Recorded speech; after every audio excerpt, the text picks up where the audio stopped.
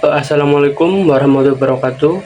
Perkenalkan, nama saya Hilmi Zaki Pangestu, NIM 133. Saya di sini akan menjelaskan materi mengenai sikap dalam perilaku organisasi. Secara sederhana, sikap adalah cara seseorang merespon sesuatu, bisa berupa perasaan, keyakinan, dan kecenderungan untuk bertindak terhadap suatu objek, orang, atau situasi. Dalam konteks perilaku organisasi atau kehidupan kerja, sikap mencerminkan bagaimana seseorang karyawan memandang pekerjaannya, rekan kerjanya, dan organisasinya secara keseluruhan. Contohnya seperti kalau seseorang senang dengan pekerjaannya, mereka merasa dihargai dan punya atasan yang suportif. Biasanya ia akan menunjukkan sikap positif, rajin, loyal, dan termotivasi. Tapi kalau sebaliknya, misalnya mereka merasa tidak dihargai atau sering mendapat perlakuan tidak adil, maka sikapnya bisa menjadi negatif seperti malas, sinis, atau bahkan ingin keluar dari pekerjaan.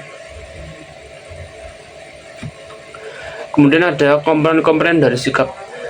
Menurut teori, sikap terdiri dari dua komponen utama yang berkaitan, yaitu yang pertama ada komponen kognitif. Ini berkaitan dengan apa yang kita pikirkan atau percaya terhadap sesuatu.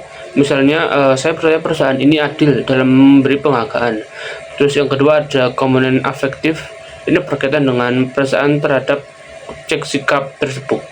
Terus yang ketiga ada komponen konatif atau perilaku, yaitu ini menunjukkan kecenderungan dalam bersikap.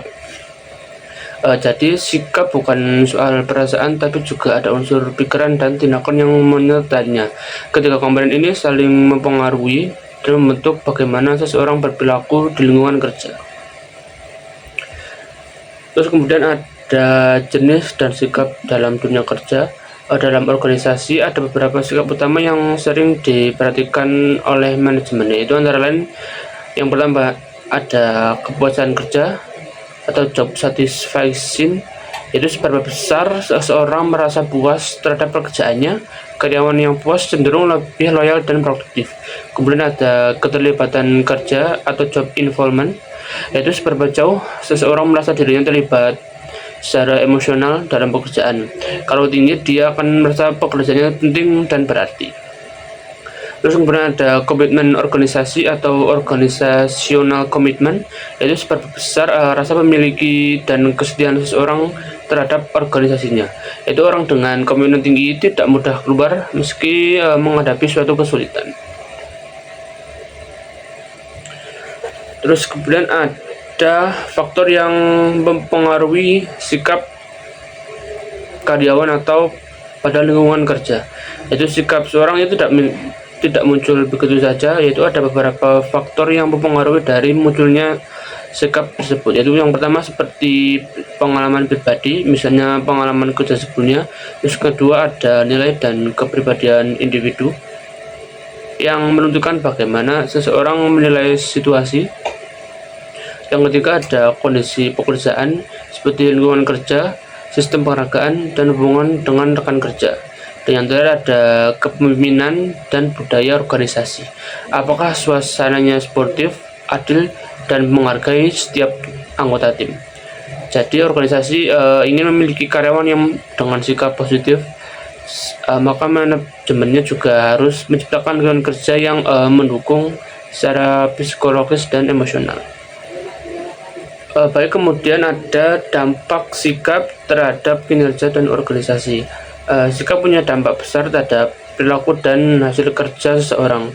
Karyawan dengan sikap positif cenderung akan lebih bersemangat, disiplin, menunjukkan loyalitas yang tinggi, lebih mudah bekerja sama dengan tim, dan lebih tahan menghadapi tekanan.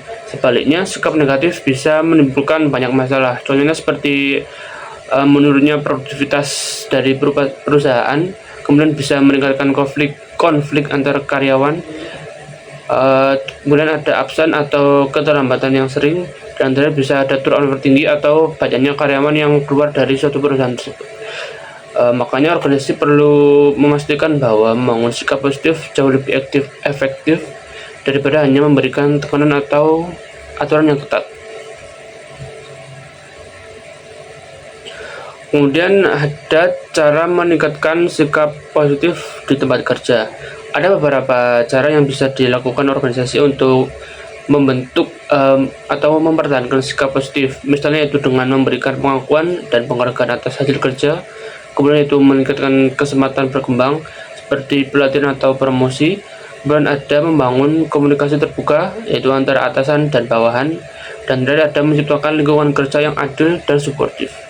Selain itu, selain dari organisasi tadi, karyawan juga perlu berperan aktif, misalnya juga dengan menjaga mindset positif, berusaha memahami rekan kerja, dan berfokus pada hal-hal yang bisa dikendalikan. Nah, dari pembahasan tadi, kita bisa melihat bahwa sikap adalah suatu fondasi dari seluruh perilaku dalam organisasi. Itu sikap bisa menentukan bagaimana seseorang memandang pekerjaannya, menghadapi tantangan, dan berinteraksi dengan orang lain. Kalau sikap kita positif, maka energi yang kita kurangkan jadi positif, dan ini berdampak langsung pada hasil kerja, suasana tim, bahkan reputasi organisasi secara keseluruhan. Dalam dunia kerja modern, kemampuan teknis memang penting, tapi attitude jauh lebih menentukan. Banyak perusahaan yang sekarang lebih memilih karyawan yang dengan sikap positif dan mau belajar daripada orang yang pintar tapi sulit diajak kerjasama. Karena sikap yang lebih baik cuma bikin kita disukai, tapi juga menciptakan lingkungan kerja yang sehat dan produktif untuk semua orang. Sikap positif juga membantu menghadapi perubahan dan tekanan ketika situasi sulit datang, misalnya beban kerja berat, target tinggi, atau konflik internal. Orang dengan sikap positif nggak mudah menyerah. Mereka justru mencari solusi, belajar dari kesalahan, dan menghargai suatu proses atau perkembangan. Dari situlah mental tangguh tumbuh dan karir bisa berkembang dengan sehat. Selain itu, penting juga untuk diingat, sikap positif itu menular. Kalau satu orang di tim punya semangat dan empati yang lebih tinggi, anggota lain biasanya akan ikut termotivasi. Sebaliknya, kalau satu orang terus-menerus pesimis, itu juga bisa menular dan menurunkan semangat kerja. Jadi, membangun sikap positif bukan cuma tanggung jawab individu, tapi juga tanggung jawab bersama antara karyawan, pemimpin, dan organisasi. Semua pihak harus berperan dalam menciptakan lingkungan yang saling mendukung dan menghargai. Kesimpulannya, jadi sukses di tempat kerja bukan cuma soal kemampuan teknis, tapi soal bagaimana kita bersikap positif adalah sesuatu yang investasi jangka panjang buat diri kita sendiri, buat tim, dan buat organisasi tempat kita bekerja. Kurang lebih seperti itu. Terima kasih. Assalamualaikum warahmatullahi wabarakatuh.